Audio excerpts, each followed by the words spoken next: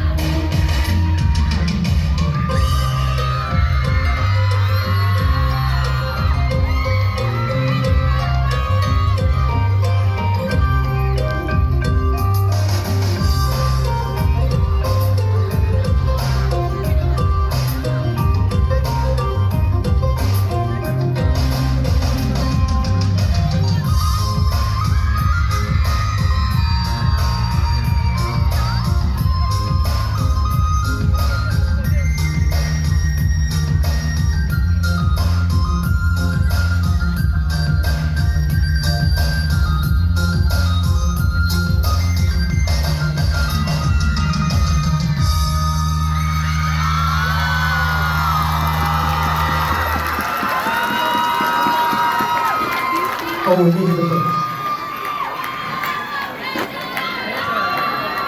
Okay, judges, we're gonna redo the dance. Due to the little problem floor, we're gonna redo the dance. So just cancel the score. We're gonna invite them back again, and we're gonna redo the dance. And we're gonna reorganize the floor first. Give us a little break.